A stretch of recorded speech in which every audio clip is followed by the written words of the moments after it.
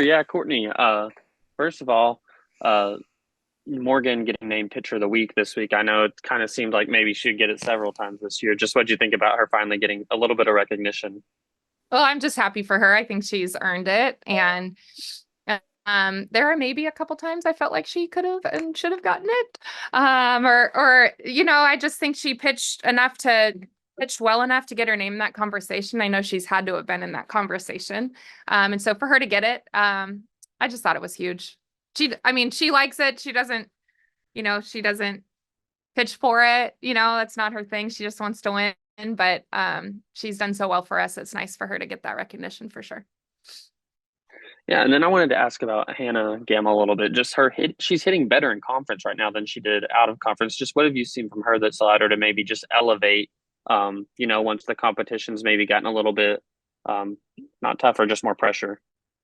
I think it's mostly just about her. I think it's getting her in the right mindset of, what information she needs, what she needs to look for, all of those things, and then what's going to make her be her best. And when she's her best, she's her freest. Like she's free. She's, just reacting. And so it's just making sure that in our process, we're doing what we need to get her in that spot.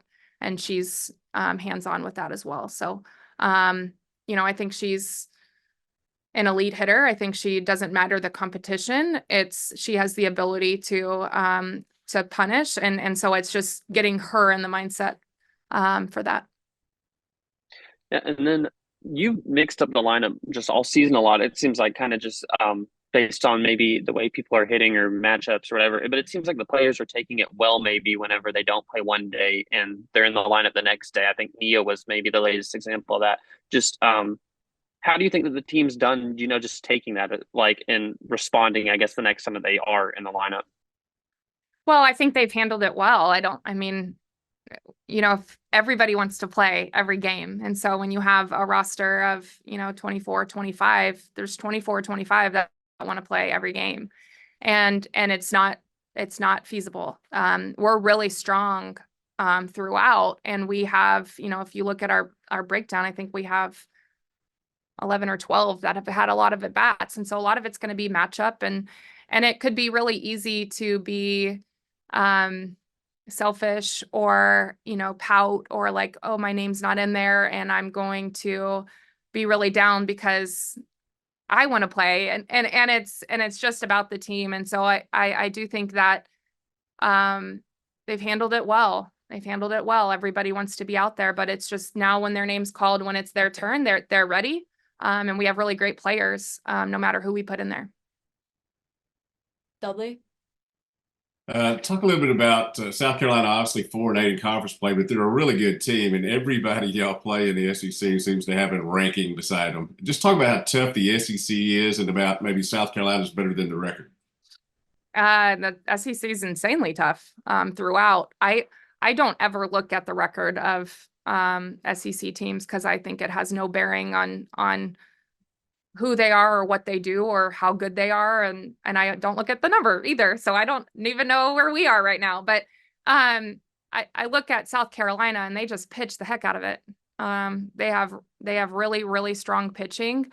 They're a really like feisty team, really gritty team. They play really good defense.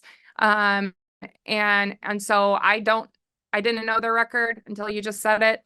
It's not a concern to me. We're just trying to figure out how to win tomorrow. And we know that we're going to have to grind offensively and we can't give anything up on our defensive side. They're going to try to create havoc. They like to put offense in motion. They like to do a lot of those things. And so we have to make sure that we shore up our side and make sure that everything they get, they earn. You may have not looked at the number, but you know you are trending upward. How much fun is it to coach this team right now? It is fun. It is fun. This group has been really fun. They've been challenging. They've been all of the things, but what they've done is that they've committed to consistently growing. And some days it's tougher than others. But I still think that this team is trending up. I think we're starting to click. I think everything's coming together. And I think our best softball is still ahead of us. And that's the most exciting thing as we're getting into the back part of our season. I think that we're still getting to our best version, and we're closer than ever to it. You've had unreal success on the road. Talk about what are the biggest, factors when you go on the road. I would guess pitching is always one of them, but talk about just the factors that have allowed y'all to have this success on the road y'all have lately.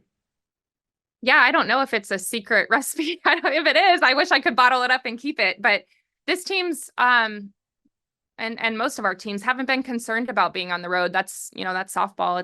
It's just going in and just trying to take care of business and taking it one pitch at a time, one inning at a time, one game at a time. And so that's what they've done really, really well on the road is going in and just really focusing on what we need to do. And it's very much a business trip for them. It's going, and just staying who we are. And when we went to Georgia, that was one of the best environments we've played in. It was really loud, that you feel like they're on top of you. You're digging in against, a team that's number 3 at the time, and it just fueled them. They just continued to elevate their level. And so I don't know. I don't know if it's what it is, but they're comfortable on the road, and I like it. Thank you. Uh-huh. Evan? Yeah, Coach. First of all, good morning. Second, Morning. you were at Coach Cal's presser yesterday. What'd you think of that? I thought it was awesome. It was fun. It's a lot of my favorite people all in one spot, so you get to kind of see everybody, and it was a really exciting day for Razorback athletics. But in the midst of, I got to take trips, so I took my oldest, my 8-year-old. And so in the midst of catching up with everyone and seeing everyone, I hadn't taken the moment to just look around and soak it all in. And I think I looked back to talk to maybe Coach Neighbors or someone, and that's when I really looked at the stands and how full they were. And it was awesome. It was an incredible welcome for him, and a really exciting day for Razorback athletics, and it was really cool to be a part of. But I'm just thrilled that he's chosen to join our crew here. We have a really, really awesome crew of coaches. And I think that was the first thing, is who are we going to get? Because we have a really great crew of coaches. And then sitting there and listening to him and just kind of hearing not the type of coach he is, but just the type of guy he is. I'm excited that he is, he's joining our department and our Razorback family. And you kind of touched on the atmosphere there yesterday, but the atmosphere even at Bogle this weekend was awesome. What did you think of just the fan support week in and week out? When I think it was 38 that was there this weekend. Yeah, our fan support has been tremendous, and it just continues to show up and grow. And I think that it's a difference maker. I think we have one of the best atmospheres, if not the best atmosphere in college softball, just with how they just surround our field, and how close they can be to the field, and how loud, how loyal they are to our players, how they support them. It's just been awesome. It's been incredible. I think we have such a great venue for it, and the energy they bring is electric. Thanks, Coach. Mm-hmm. Eric? Has the invite to Coach Cal to come out to a softball game, throw first pitch, has that happened yet? It hasn't. I don't know if you've noticed, he has quite a bit of recruiting to do. So I do think that has to be priority. But hopefully we can get him out here at some point. I know he's leaves today, I think, to go get a big award in Vegas or something. And then I would imagine he'll hit the recruiting trail very hard. If you say so, but going to Bogle should be right there. Recruiting, Bogle. I would I'm think just it's saying. his award and recruiting are 1A, 1B, and then Bogle's probably 1C. It's probably right there. Right. Right. That's pretty good. Very good.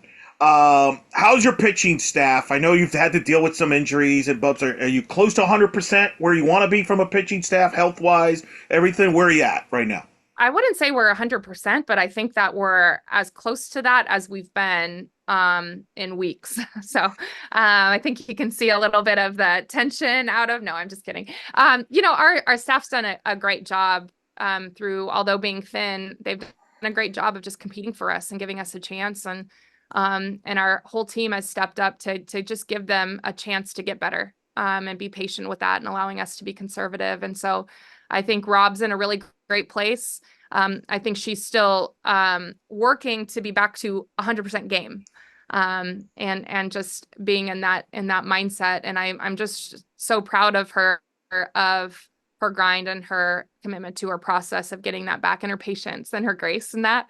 And then Reese is getting really close, which is just really, really nice. I think that the thing that is the hardest through that tough time is that when you lose a Robin or Reese, you lose the different looks of the staff, the pitchers that round out the staff. And so the rest of the staff, the team stepped up huge. But when we get them back, when we get Rob back, it makes the whole staff better. When we get Reese back, it makes the whole staff better, and it makes the whole staff complete. And so we're closer than ever, and I'm really encouraged and optimistic about where we are. You faced Elena Vaughter back in 21 in the regionals there when you beat them to win that regional in Fayetteville regional against Stanford. How much different is she now today than she was that young Vaughter that you faced versus now? Well, very different. I mean, that feels like a lifetime ago. I would imagine she would say the same thing. It's a lifetime ago, and she has, she's a veteran. She's a seasoned veteran. So she's an incredible competitor. She has been her entire career. She has elite stuff. And she was very, very good then. And now she has a few more years under her belt of experience. And there's nothing that makes you better than just experience. And so she's in that spot, and she's very, very good at what she does. I remember that regional. Mary Half won that game. She was last weekend on the opposite dugout with Missouri. Now that it happened, was it strange to see her in the other dugout? What was the feelings like for you? Because for me, it was weird, because I've told you this in interviews in the past. She's my favorite Razorback of all the players you've coached. So for me, it was kind of like I always take a step back. How was it for you? It was odd seeing her back in black and yellow. It was pretty great that her parents surprised her. They were still repping the hog, so I liked that. So, it's just great to have them back in any capacity. So I will say that, like, it's just great to have her back. It's great to have her on the coaching side. It's great to have her so excited to be back. And embrace, like, just to have our former players so excited to be back and so proud of our program and playing here. I mean, she's just had a tremendous impact on this program. And so it was cool. I don't think we've fared very well in our welcome back, like Mary Half Day, Daniel Gibson Horton Day. I'm pretty sure we're 0-2 in those days. So we'll immediately stop that immediately. No one's welcome. No, I'm just kidding. But it's one of those days where it's just, it's giving her an honor that she deserves and has deserved. And so getting to celebrate that and welcome back is pretty cool. But it was an awesome weekend out here welcoming back former players. And, Braxton Burnside came back with her little one. Shanice Stels was back. Hannah McEwen was back and on the call. Just having that crew come back and just be so proud being a Razorback. It's just really special. I'll give the floor to the rest of the meeting. Thank you. Anybody else have questions? Yeah, I have one just based off, just a second ago, you said, obviously it isn't ideal that you've lost some different looks with pitching just along the way with various injuries, but it seems like Morgan, it did allow the opportunity for Morgan to maybe show really what she's kind of made of. I think that it was Kylie after a game the other day just said, like, she wants to be in the circle. What have you thought about, I guess, losing those looks and then I may be learning along the way that Morgan can handle a lot? Well, yeah, we knew that she could because she's been a workhorse, in her career. That's been who she is a workhorse. And, for her to take on the load that she did is incredible. And for her to just elevate her game from Friday to Sunday or Saturday to Monday and just be so committed and invested in giving everything she has to the team. There is not one pitch she doesn't throw where she doesn't give you 100% of whatever she has to offer for that pitch. She doesn't take a pitch off. And And so I'm really proud of her. She's a fighter. She's a fighter. Nothing's been easy for her. And so she embraces everything and she gives you everything she has. And she's done that for us all year, but in this stretch specifically, and the team just rallies around her. She gives everything she has to her teammates and to this team. And I love her. I'm just so glad she's Razorback. Any final questions for Coach Deifel? I got one more. I just talked to Monica Abbott, not to name drop, but I was recording with her for a podcast. That's all. That's a big name drop. That's right. She's doing broadcasting now. She's on my side of the team now, on the media side, doing commentary there. But she told me something very interesting about when she mentored players, her team, fellow pitchers and things, and that one of the things she always told the coaches is kind of that to being able to listen to what the pitcher is feeling, what she's thinking, because that's so important. When did you learn that as you dealt with pitchers about, and maybe it was when you were a catcher, about hearing the pitcher and what they're thinking, how they're feeling, saying, and helping determine what you were going to do with that particular pitcher, what they were going to throw, etc.? Well, I think that's absolutely the catcher side of, your job as a catcher is just to make your pitcher, that individual pitcher, their best version, and you're there to serve them. And as a pitching coach, you're in that same role. I think that's the unique nature of a catcher doing the pitching. Like I grew up pitching. I went to did all the same pitching my sister did. I just was a catcher. I was a catcher by nature.